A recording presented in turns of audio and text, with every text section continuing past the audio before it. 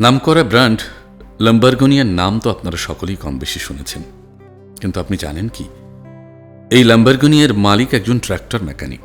ইতালির এক গ্রামে কৃষকের ঘরে জন্ম হয় ফেরুচ্চিও ল্যাম্বরগিনির। তখন মাত্র দ্বিতীয় বিশ্বযুদ্ধ শুরু হয়েছে। ফেরুচ্চিও ল্যাম্বরগিনির বেশ ভালো মেকানিক্যাল কাজ জানত।